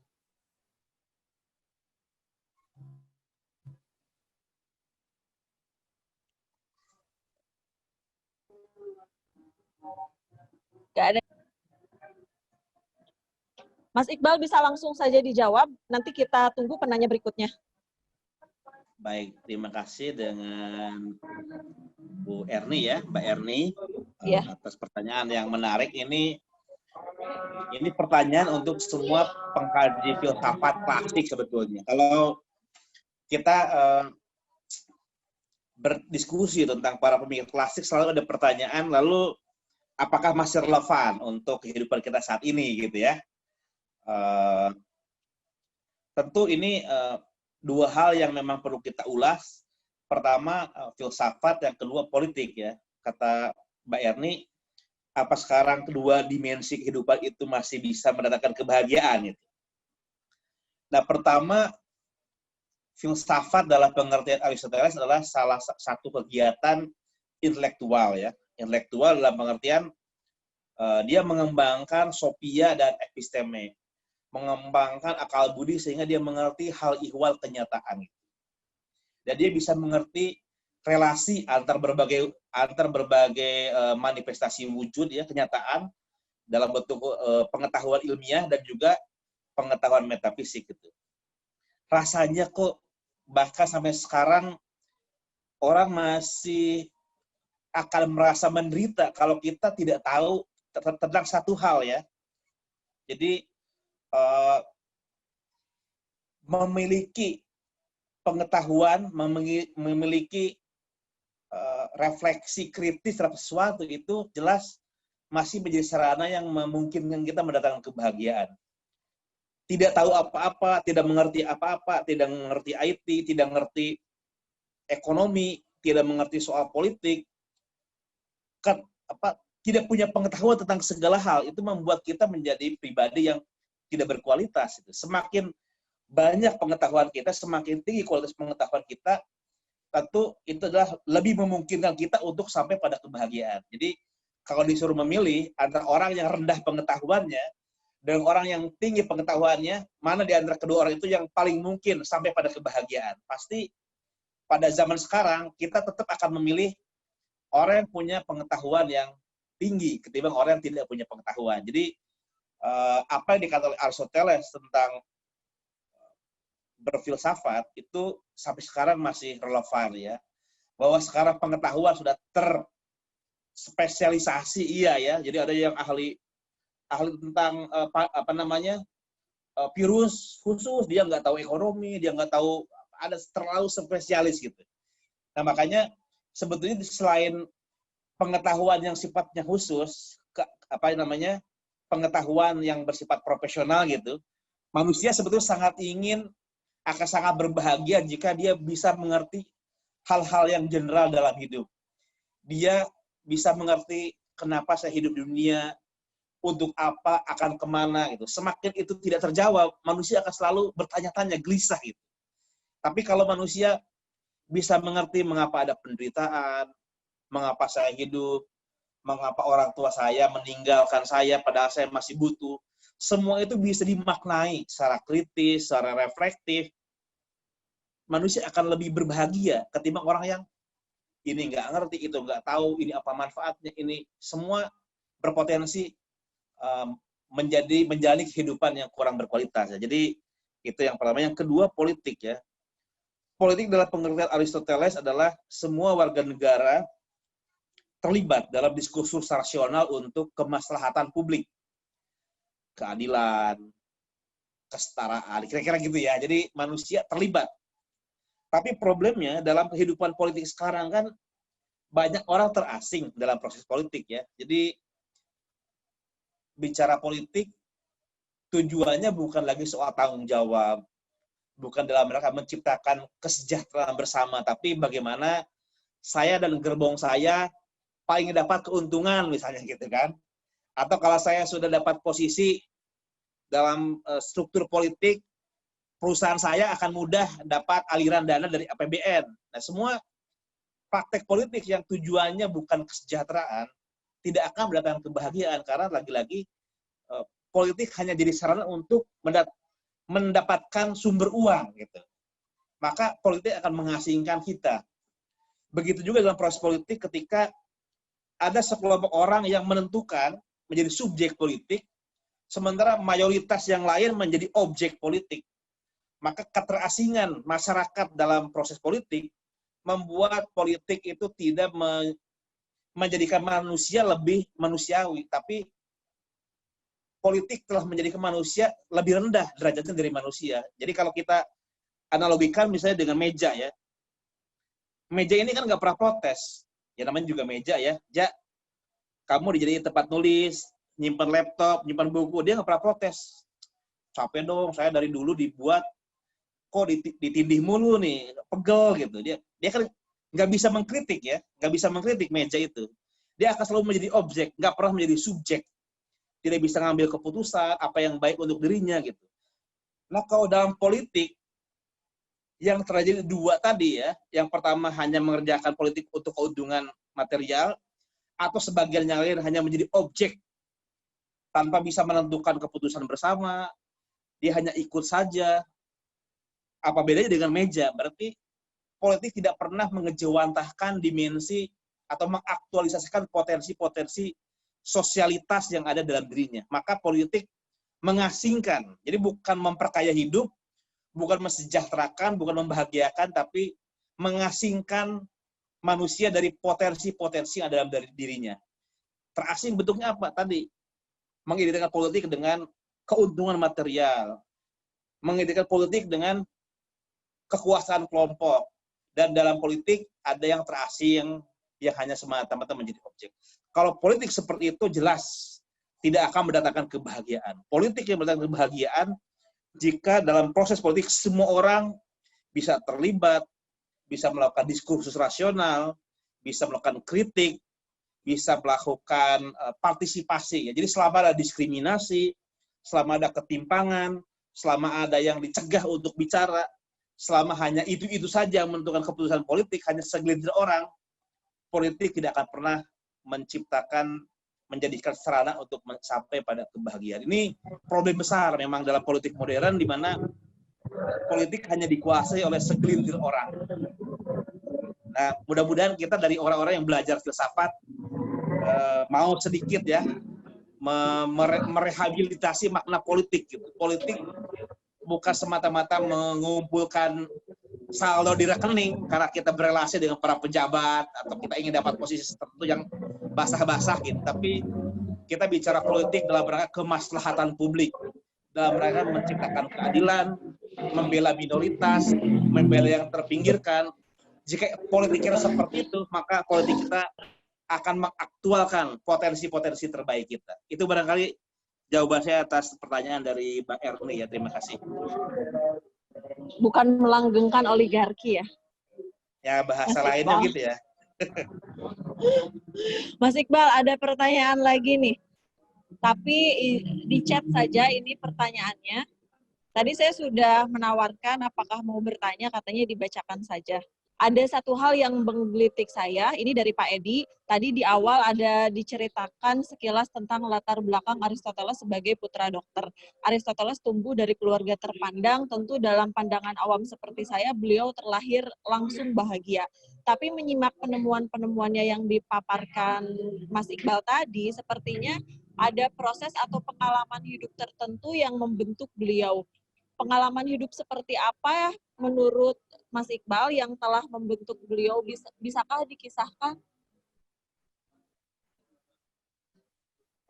Silakan Mas Iqbal. Baik, terima kasih ya Pak Edi. Kang Edi ini dari jauh-jauh dari UK nih kayaknya. Dari Postmod atau dari mana ya? Oh, Lupa, Kang Edi, tapi siap. Dari Inggris ya. Jadi saya kebetulan melihat hampir tiap minggu beliau ikut juga nih acara diskusi filsafat kita. Memang dalam hidup itu kadang-kadang keberuntungan tidak sama ya. Ada orang yang terlahir dari keluarga yang misalnya keluarganya keluarga ilmuwan, ada keluarga dokter, ada keluarga orang kaya, ada keluarga tertentu yang membuat anak-anak yang lahir dari kelompok itu punya keuntungan. Dia punya keuntungan karena bisa memulai dengan cara yang lebih mudah ketimbang dengan yang sebaliknya, misalnya orang tuanya sejak kecil sibuk mencari sesuap nasi yang kemudian anak-anak itu tidak dapat pendidikan yang baik, tidak dapat asupan gizi yang baik, tidak dapat perhatian yang baik, maka peluangnya untuk kemudian berkembang secara intelektual dan secara etis lebih kecil ketimbang yang difasilitasi. Tapi itu semua memang berpengaruh, hanya tidak menentukan ya. Kalau menentukan itu otomatis. Kalau jika A maka B gitu. Jika orang tuanya kaya, anaknya pasti kaya. Jika orang tuanya pinter, anaknya pasti pinter. Jika orang tuanya saleh, anaknya pasti saleh. Itu kan menentukan. Nah, faktor-faktor eksternal, keluarga, lingkungan itu hanya mempengaruhi. Tapi tidak pernah menentukan. Makanya ada anak orang kaya yang kemudian dia jatuh miskin ya. Ada keluarga yang pintar, anaknya putus sekolah, bahkan mungkin tidak sampai pada kualitas yang standar untuk menjadi orang yang pintar gitu. Ada keluarga penjahat, anaknya sebaliknya menjadi orang baik. Artinya faktor lingkungan itu mempengaruhi tapi tidak menentukan. Ada kesadaran, ada sejarah, faktor hidup yang kemudian yang bersangkutan bisa memaknai tujuan hidupnya sehingga menentukan seperti apa arah hidupnya. Jadi betul Aristoteles itu berasal dari lingkungan yang baik ya. Kalau dia tidak punya cukup uang, mana mungkin dia bisa berjalan dari tempatnya lahir sampai ke Athena belajar kepada Platon. Itu sebuah keuntungan. Tapi yang pasti kehebatan Aristoteles selain faktor keuntungan juga tentu saja ada kerja keras ya. Pada masa Platon hidup kan orang kaya banyak kan. Tapi di antara semua orang kaya, bahkan semua orang kaya yang anaknya sekolah di Platon, hanya Aristoteles yang hebat. Jadi sebetulnya fasilitas itu tidak pernah betul-betul menentukan. Jadi kehendak Aristoteles pada pengetahuan, minat, kemudian keuletan, perjuangan untuk tumbuh menjadi seorang pemikir menentukan ya, lebih menentukan bagaimana dia berhasil menjadi seorang Aristoteles sampai yang berhasil sekarang gitu. Kalau ditanya oleh Kang Edi, oleh Mas Edi, momen khusus apa yang betul-betul pengalaman hidup yang sangat menentukan, membentuk, saya pribadi nggak terlalu mengikuti apa gitu. Kalau Platon kan kita tahu ya, Platon itu menjadi seorang pemikir besar karena dia begitu sedih, begitu trauma dengan meninggalnya gurunya kan Sokrates yang dipaksa minum racun oleh rezim yang berkuasa di Athena. Nah, itu momentum itu yang membuat dia kemudian menjadi kritikus masyarakat dan merumuskan filsafat sedemikian rupa gitu. Kalau Aristoteles saya tidak pernah membaca, tidak pernah mendengar bahwa ada momen yang begitu dramatis yang menentukan jalan hidup Aristoteles. Saya melihat Aristoteles lebih datar gitu kan hidupnya, agak tragis di akhir-akhir karena dia adalah guru dari Makedonia, dan ketika guru dari Alexandros, ketika Alexandros pergi ke timur, Athena memerdekakan diri dari Makedonia, Aristoteles dianggap sebagai musuh ya, orang luar yang memata-matai orang Athena, dan dia dikejar-kejar sampai akhirnya dia sakit dan meninggal. Jadi akhir tragis iya untuk Aristoteles, tapi momen tragis dalam hidup yang membuat dia menjadi besar, saya tidak pernah menemukan seperti kita menemukan dalam kasus Platon ya. Itu barangkali untuk Mas Edi ya, Bang Edi. Selanjutnya ada yang mau bertanya tapi langsung melalui interaktif, Mas Iqbal, dipersilahkan kepada Pak Alan.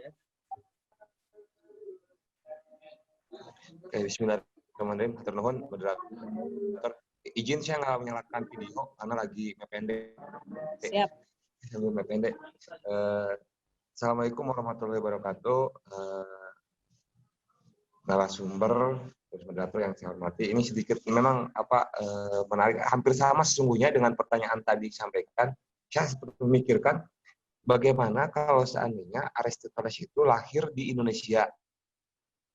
Ini kira-kira konsep kebahagiaan yang akan ditawarkan oleh Aristoteles ini seperti apa, Kang? Karena tentu konteksnya berbeda. Di samping tadi latar belakang Aristoteles, termasuk juga kisah hidupnya yang seperti tadi kata narasumber kata Mas Iqbal, datar-datar saja gitu kan. Nah, ini ini kira-kira kalau seandainya dilahirkan Aristoteles di Indonesia seperti apa gitu konsep kebahagiaannya ini, karena tentu akan sangat berbeda gitu dengan di Indonesia gitu kan. Terlebih ketika hari ini kira-kira kalau dijawantahkan atau diaplikasikan dengan pasca pandemi hari ini, corona ketika sekarang semua orang terdampak dan lain-lain, kira-kira nih Mas Iqbal kalau kita pakai konsepnya Aristoteles, pola seperti apa yang memang bisa diaplikasikan gitu kan. Karena memang ketika tadi berbicara politik, memang kita juga sama-sama paham bahwa oligarki sekarang memang lagi naik-naiknya gitu kan.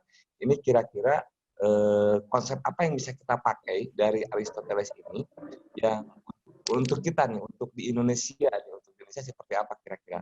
Nah, hatur nuhun menawi itu. Satu lagi, Mas Iqbal, sekalian dijawab saja langsung. Ini dari Pak Rizky, mengapa kita harus mengkaji kebahagiaan? Dipersilakan Mas Iqbal.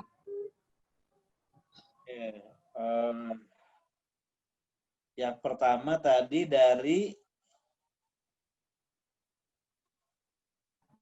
Pak Alan Barok. Ya, Pak Alan Barok di sini namanya, atau apa nih? Alan Barok ya. Terima kasih atas pertanyaannya. Ini politisi, Mas Iqbal. Ya. Pak Alan ini politisi. Oh iya. Pertanyaan menarik ya, ini pertanyaan hipotetis ya. Bagaimana jika Aristoteles orang Indonesia gitu kan? Pertama memang Aristoteles bisa muncul dalam konteks Yunani ya. Yunani itu kan dimungkinkan karena memang ada satu tradisi intelektual yang panjang. Sebelum Aristoteles, jauh berabad-abad sebelumnya sudah ada para pemikir dari Miletos, ada Thales, Anaximandros, Anaximenes, kemudian ada Anaxagoras, Empedocles, Pythagoras, udah ada kaum sofis, ada Socrates, Platon, terus sampai akhirnya ada Aristoteles. Artinya ada satu kultur yang memungkinkan orang berpikir filosofis seperti Aristoteles ya, berpikir rasional. Orang-orang Yunani berpikir rasional gitu. Nah, kalau ada orang seperti Aristoteles lahir di Indonesia, apakah pemikirannya akan sama? Pasti ya akan berbeda ya. Setiap orang, setiap daerah punya kecenderungan yang berbeda-beda gitu. Jadi di Nusantara ini terutama di banyak daerah timur ya, Indonesia, Tiongkok, kemudian mungkin Jepang, India, itu juga punya sejarah filsafat ya. Kita memang tidak sepenuhnya menemukan bukti-bukti tertulis, tapi banyak pemikir-pemikir yang terutama di rumpun Asia ini memikirkan seperti yang dipikir Aristoteles, tapi juga sangat erat dengan agama-agama gitu ya. Misalnya dalam tradisi Buddhis, dalam tradisi Konfusianisme, dalam tradisi Tao, tradisi Bhagavad Gita, itu juga tradisi yang tua ya, hampir sama tuanya dengan pemikiran Yunani, tapi biasanya dia juga satu tradisi pemikiran filosofis yang juga erat kaitannya dengan praktek ritual. Jadi antara filsafat dengan agama itu di timur biasanya menyatu gitu. Nah, sementara di Yunani dia memang murni pemikiran rasional yang sepertinya tidak terhubung dengan agama. Baru para pemikir Arab yang menghubungkannya dengan agama gitu ya. Jadi saya tidak bisa berandai-andai kalau Aristoteles muncul di Indonesia seperti apa. Paling banter ya tadi yang dekat itu para pemikir timur ya, yang kita bisa bandingkan. Seperti Siddhartha Gautama, Konfusius, dan lain sebagainya. Paling yang muncul ya seperti itulah di wilayah kita ya. Kemudian yang kedua tadi apa, Pak Alan, Bu Neni?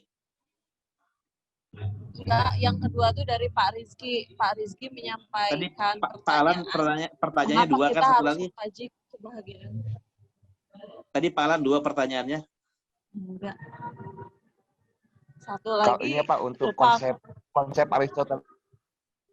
Konsep Aristoteles ini kalau dipakai sekarang diaplikasikan untuk corona gitu kan. Kira-kira gimana? Baik, makasih Pak Alan ya. Oh iya. Sebetulnya semakin menguat tadi ya. Pemikiran Aristoteles sendiri mengalami banyak kebangkitan ya. Jadi Aristoteles pernah dilupakan lama sekali, seribuan tahun ya. Jadi setelah Aristoteles meninggal, kemudian peradaban itu banyak dikuasai oleh pemikiran religius ya di dunia Latin terutama gitu. Baru para pemikir Arab Islam yang kemudian menghidupkan lagi Aristoteles. Jadi berabad-abad lamanya orang lupa dengan Aristoteles. Baru orang-orang seperti Al-Farabi, Ibnu Sina, Ibnu Rushd yang menghadirkan kembali Aristoteles dalam berbagai segi pemikiran, kemudian diadopsi juga oleh Thomas Aquinas ya di Barat, kemudian menginspirasi kembali pemikiran modern. Bahkan dalam era sekarang banyak para pemikir yang mencoba merumuskan pemikiran politik yang bertitik tolak dari Aristoteles. Ya. Makanya disebut sebagai para pemikir neo-Aristotelian ya. Jadi kalau kita sebut misalnya Charles Taylor, kemudian Hannah Arendt terkenal, itu adalah para pemikir yang pemikiran politik pada masa sekarang, tapi titik tolaknya Aristoteles. Artinya para pemikir sekarang melihat relevansi dari pemikiran Aristoteles dan masih dibicarakan, ditafsir ulang. Nah, dalam konteks politik nanti dikaitkan khusus dengan situasi krisis seperti pandemi ini ya. Rumusan politik Aristoteles itu kalau kita melihat dalam konteks modern, kan politik itu seperti apa ya? Ada pembagian tugas gitu. Antara elit politik itu mikirin negara, sementara masyarakat itu ya udahlah sibuk urus dapur, urus perusahaan, bersifat apolitis. Jadi yang ngurus politik hanya para aktivis, pengurus partai, anggota dewan, dan para politisi gitu ya. Sementara yang lain itu kaum profesional, diandaikan tidak berpolitik gitu ya. Dia hanya mengerjakan tugas-tugas profesional saja. Nah, dalam kerangka Aristoteles, kehidupan bersama tidak bisa dilakukan dengan cara seperti itu. Anda boleh punya pekerjaan apa saja, tapi tetap terlibat dalam problem-problem publik ya. Jadi Anda sebagai dokter, sebagai guru, sebagai pengusaha, tetap bisa melakukan partisipasi politik, entah itu ikut debat publik, entah itu membuat petisi, itu buat program-program sosial yang bisa membantu masyarakat untuk bisa lebih berdaya gitu. Nah, dalam situasi pandemi sekarang, sebetulnya Aristoteles justru menjadi relevan ya, karena kalau dalam pengertian modern itu kan seperti teknokratis ya. Jadi ada elit yang menentukan, sementara massa itu hanya ikut apa yang menjadi pilihan elit. Entah itu ilmuwan, tenaga ahli, atau staf ahli, atau teknokrat yang dipilih oleh pemimpin untuk mengambil kebijakan menangani kasus-kasus seperti pandemi ini. Kalau dalam kerangka Aristoteles, jelas semua orang bisa terlibat untuk mengatasi problem-problem yang memang terdampak, akan berpotensi berdampak pada kehidupan bersama. Jadi kita tidak perlu menunggu atau sepenuhnya mengikuti semata-mata inisiatif para elit. Kita semua sebagai publik bisa ikut memikirkan kemaslahatan bersama, entah dengan inisiatif memberikan bantuan, melakukan kritik terhadap praktek-praktek atau komunikasi politik elit yang mungkin tidak benar ya, menyembunyikan data karena mungkin khawatir kekuasaannya dikritik, akhirnya kemudian ya seolah-olah tidak terlalu parah. Itu kita bisa melakukan kritik seperti itu ya. Jadi dalam konteks kehidupan politis, dalam kerangka Aristotelian, kita semua walaupun bukan politisi, walaupun bukan anggota dewan, walaupun bukan menteri, kita semua bisa terlibat untuk berbicara, untuk mengusulkan bagaimana mengatasi problem-problem yang berdampak secara sosial. Itu barangkali jawaban secara umum ya, bagaimana Aristoteles bisa membantu kita menjawab problem-problem kekinian. Yang terakhir soal kebahagiaan, pertanyaan menarik. Mengapa kebahagiaan dibicarakan ya? Ya, karena kebahagiaan itu adalah tujuan akhir manusia. Dia adalah tujuan yang ingin dicapai demi kebahagiaan itu sendiri. Yang lain-lain biasanya kita dapatkan hanya sebagai sarana untuk yang lain. Kita makan supaya bisa bekerja. Terus bekerja untuk apa? Kalau bekerja dapat uang. Kalau sudah dapat uang, untuk apa? Ya, untuk bisa jalan-jalan, nonton, makan. Terus kalau itu apa? Selalu ada tujuan di balik semua yang kita capai ya. Kebahagiaan itu didiskusikan karena dia menjadi tujuan akhir. Apapun yang kita lakukan, siapapun kita, pasti kalau sudah sampai pada kebahagiaan, kita tidak membutuhkan hal lain lagi. Sudah puncak dari apa yang kita cita-citakan dalam hidup. Makanya karena ini satu problem besar, menjadi penting untuk kita diskusikan ya. Itu barangkali jawaban saya terkait pertanyaan mengapa kebahagiaan bisa penting untuk didiskusikan. Ini ada pertanyaan lagi Mas Iqbal dari Pak Tirmizi. Mengapa harus belajar filsafat padahal sekarang orang lebih cenderung belajar ilmu praktis atau modern? Baik, terima kasih Pak Tarmizi. Ini juga saya kenal baik ya dengan beliau ya. Ini seorang guru spiritual juga nih Pak Tarmizi Ali ini. Dalam kerangka Aristoteles memang keutamaan ada banyak ya. Ada keutamaan tadi filsafat, itu artinya yang bersifat metafisik, yang bersifat matematis gitu. Tapi juga ada yang bersifat praktis. Praktis itu artinya bagaimana menciptakan sesuatu. Jadi membuat kursi dari kayu itu praktis, disebut sebagai poiesis gitu. Nah, tentu yang dimaksud oleh Pak Tarmizi adalah ilmu praktis itu maksudnya ya kedokteran gitu kan, kemudian fisika, biologi yang sifatnya berurusan dengan hal-hal yang konkret. Bagaimana mengobati orang sakit, bagaimana menciptakan energi, kira-kira gitu ya, yang sifatnya praktis. Mengapa harus belajar filsafat? Pertama, selama berabad-abad memang orang cenderung lebih butuh yang praktis karena aspek-aspek yang lebih, katakanlah, tujuan hidup, banyak orang digantikan perannya oleh agama gitu. Jadi kalau orang sudah beragama, biasanya orang tidak terlalu tertarik lagi belajar filsafat dalam pengertian tentang yang metafisik ya. Jadi karena dia sudah diajarkan oleh gurunya, guru agamanya, bahwa alam semesta diciptakan oleh Tuhan, lalu dipercaya, udah berarti problem-problem metafisik, problem filosofis sudah dianggap selesai. Cukup percaya. Nah, tinggal bagaimana mengatasi kehidupan survival, punya uang yang cukup, punya sandang pangan yang cukup dan lain sebagainya. Jadi lebih tertarik pada hal-hal yang praktis ya, kedokteran dan lain sebagainya gitu. Tapi kalau kita ingat bahwa ada orang yang puas dengan doktrin dan percaya, tapi juga ada orang yang dia hanya mau menerima ajaran agama kalau bisa mengerti secara rasional, maka refleksi filosofis tetap diperlukan gitu. Jadi ketika ada banyak ajaran agama yang mungkin satu sama lain berbeda tentang satu hal gitu, mau tidak mau refleksi filosofis tetap dibutuhkan. Dan kalau kita hanya berpaku pada aspek-aspek praktis, sebetulnya kita juga akan mengalami kedangkalan ya. Makanya kenapa ada orang-orang misalnya lulusan kedokteran di kampus ternama menjadi pendukung fundamentalisme misalnya. Ya kan? Kita sering mendengar kan, seorang insinyur, seorang ahli komputer, ahli matematika, dokter, tapi dalam kehidupan praktis menjadi pendukung fundamentalisme agama gitu. Atau hal-hal lain yang menurut kita yang biasa berpikir filosofis nggak make sense gitu, kok dokter menjadi fundamentalis gitu. Ya mungkin karena dia terlalu praktis pengetahuannya ya, hanya soal bagaimana membuat tubuh yang awalnya sakit menjadi sehat, tapi dia tidak bisa berpikir tentang apa itu kebaikan, apa itu tujuan hidup, apa itu keutamaan gitu. Jadi saya kira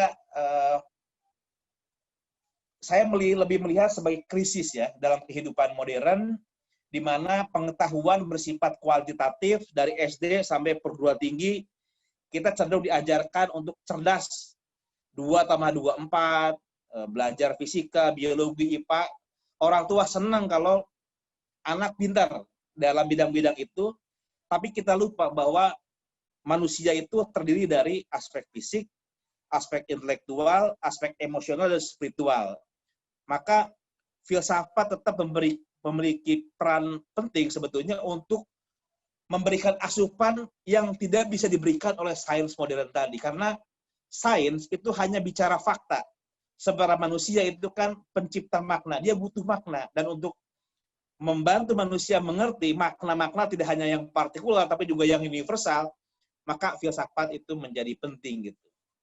Jadi belajar filsafat tetap harus supaya pengetahuan kita tidak terjebak pada hal-hal yang partikular, kita bisa juga berpikir tentang hal-hal yang bersifat universal. Terima kasih pertanyaannya Pak Tarmizi. Baik, Bapak Ibu sekalian, ada lagi yang ingin bertanya, satu pertanyaan lagi sebelum nanti kita tutup, mengingat waktu juga sudah pukul 21.00. Izin bertanya, silahkan Bu Ida. Pertanyaannya apakah mau langsung secara interaktif? Dipersilahkan. Mau langsung aja ya Teh ya? Ya, boleh. Suaranya terdengar nggak Teh? Terdengar Bu, silahkan. Oh iya, ini. Assalamualaikum warahmatullahi wabarakatuh. Yang saya hormati narasumber dan moderator, juga partisipan yang hadir pada kesempatan malam hari ini. Sedikit ada yang ingin saya sampaikan ataupun pertanyakan. Tadi disampaikan bahwa kebahagiaan itu dicapai demi kebahagiaan itu sendiri. Kemudian menurut Aristoteles bahwasanya kebahagiaan itu tidak akan dicapai dengan berdiam diri. Artinya tidak bisa dicapai dengan bermalas-malasan dan menikmati apa yang tersedia. Nah, yang jadi problem, mungkin kita sering mendengar, bahkan kita sering mengucapkan sebagai doa maupun pengharapan manusia di setiap harinya adalah agar kita ini hidup bahagia. Nah, untuk mencapai kebahagiaan itu kadang-kala kita melakukan berbagai macam aktivitas yang dilakukan. Entah itu tadi seperti yang disampaikan narasumber, kita bekerja, kemudian belajar, pergi ke suatu tempat, kan seluruhnya itu merupakan upaya untuk menggapai tujuan. Kita bekerja misalnya untuk mendapatkan uang, kemudian kita misalnya belajar untuk menghasilkan nilai yang bagus. Nah, tujuan itu kan dilakukan karena manusia membutuhkan sesuatu hal yang membahagiakan. Namun ini yang menjadi permasalahan, apakah kebahagiaan itu sama dengan perasaan senang tidak, Pak? Kenapa saya tanyakan seperti itu? Karena ketika berbicara bahagia dan senang, itu keduanya sama, bisa membuat hati kita berbunga-bunga. Apakah memang makna kebahagiaan dan perasaan senang itu sama atau memang ada perbedaan? Mungkin itu pertanyaannya. Terima kasih. Assalamualaikum warahmatullahi wabarakatuh. Baik, terima kasih Teh Ida. Waalaikumsalam warahmatullahi wabarakatuh. Apakah bahagia itu sama tidak dengan perasaan senang? Silahkan dijawab, Mas Iqbal. Terima kasih nih dari Bu Ida ya. Ini dari Majalengka ini kampung saya juga nih. Oh gitu Majalengka. ya Pak. Oh Di gitu, Maja. berarti Akang dong ya Satu panggil. kampung itu ya. Ini ada banyak dari Bawaslu Majalengka yang bergabung ini, Mas Iqbal, Oh gitu. Kang Iqbal Iya, berarti iya. ya. Terima Iya. kasih atas pertanyaannya ya. Jadi apakah senang itu sama dengan bahagia gitu ya? Sebenarnya tergantung pada bagaimana kita mendefinisikan senang ya. Kalau bahagia dalam pengertian Aristoteles itu artinya felicity ya. Jadi di atas happiness sebetulnya. Jadi satu kondisi objektif di mana manusia itu hidupnya berkualitas ya, tidak sakit, tidak kelaparan, pengetahuannya cukup untuk bisa mengerti segala hal gitu. Dan juga dari kemampuan etisnya dia tahu baik buruk dan sebagainya. Jadi bahagia itu artinya sesuatu yang objektif, satu keadaan objektif, bukan hanya perasaan subjektif. Bahagia di situ ya. Kalau orang sudah semua berfungsi secara optimal, jadi kalau ada 1 sampai 100 ya, fungsi intelektual, fungsi emosional, fungsi apanya itu dari 0 sampai 100 sudah 90 ke atas, itu sudah bahagia orang. Nah, kalau perasaan senang itu artinya adalah satu perasaan yang subjektif gitu. Saya suka nasi goreng, kebetulan lagi lapar, ada yang ngasih nasi goreng ya, saya senang banget gitu ya.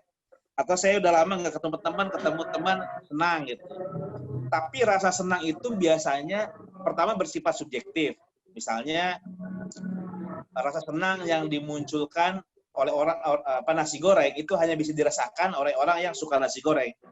Yang nggak suka nasi goreng mau dikasih nasi goreng juga nggak akan merasa senang gitu ya. Atau kalau kita sedang kenyang gitu dikasih nasi goreng udah makan kenyang juga nggak tertarik makan nasi goreng. Jadi rasa senang itu ya subjektif, pada waktu-waktu muncul, pada satu waktu yang lain itu menghilang gitu. Dan kadang-kadang rasa sakit dengan rasa bahagia itu bisa berbarengan gitu, tidak harus sama dengan senang ya. Misalnya ibu-ibu yang melahirkan itu sakit secara fisik ya, kan tidak menyenangkan dari segi sakit, tapi ibu yang melahirkan merasa bahagia karena sudah memiliki anak yang dicita-citakan. Jadi bahagia dengan senang itu tidak identik.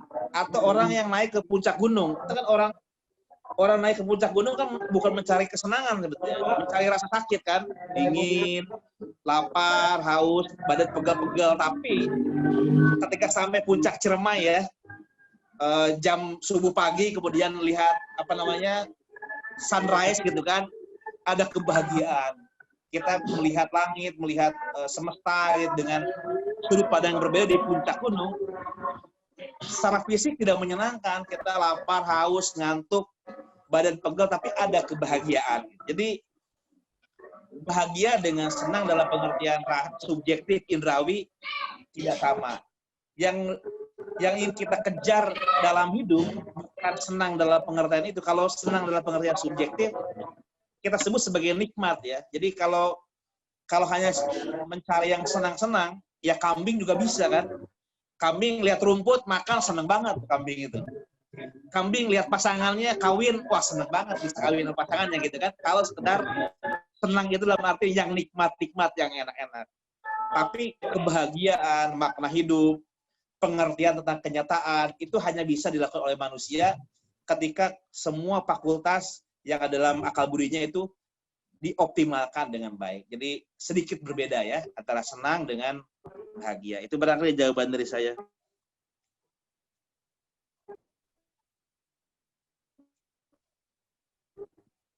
Bagaimana Teh Neni, masih ada sudah melewati 10.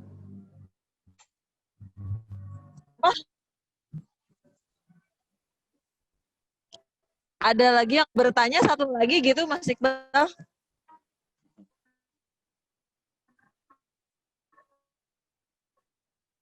Udah nggak ada yang bertanya lagi kan? Ya.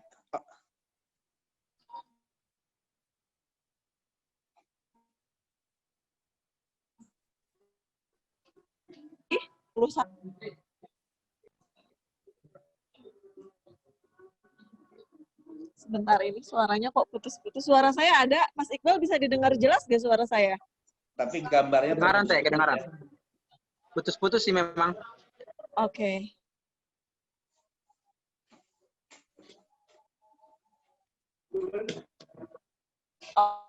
Oh gitu. Satu lagi yang mau bertanya dipersilahkan.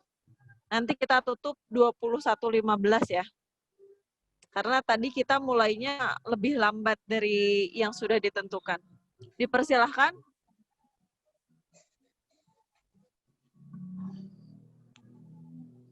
Kalau memang tidak ada, barangkali bisa langsung saja Mas Iqbal untuk closing statement.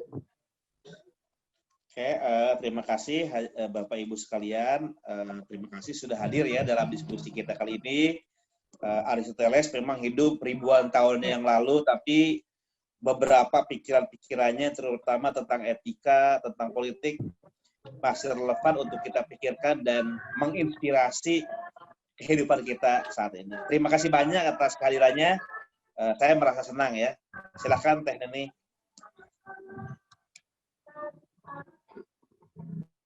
Baik, malam takbiran ini yang sangat luar biasa sekali, dan ternyata memang menurut Aristoteles bahwa kebahagiaan itu menjadi tujuan akhir yang ingin dicapai demi dirinya sendiri. Dan nampaknya setiap orang mungkin memilih makin ya Kang Iqbal, dan tentu tadi Mas Iqbal supaya diri, bermalas-malasan, dan menikmati apa yang telah tersedia, dan kebahagiaan hanya bisa dicapai melalui kegiatan aktif self-actualization begitu ya, dan dalam dimensi hakiki kemanusiaan kita. Intinya kebahagiaan adalah sebuah proses aktualisasi diri. Selamat berbuat baik dan selamat berbahagia. Semoga kita menjadi manusia yang setiap harinya selalu berbahagia menurut versi masing-masing. Baik Bapak Ibu sekalian, karena kita sudah ada di kita tutup dengan diskusi ini dengan bacaan hamdalah bersama, alhamdulillahirabbil alamin, dan ditutup dengan doa akhir majelis, subhanaka Allahumma rabbana wa bihamdika asyhadu alla ilaha illa anta astaghfiruka wa atubu ilaih. Sekali lagi terima kasih kepada narasumber Mas Iqbal menyampaikan kebahagiaan menurut Aristoteles, juga Bapak Ibu yang sudah bergabung dalam diskusi malam hari ini. Dengan billahi taufiq wal hidayah, wassalamualaikum warahmatullahi wabarakatuh. Kang Iqbal, ada salam dari Mas Afifuddin, anggota Bawasat Kang Iqbal. Oh iya ya, salam balik.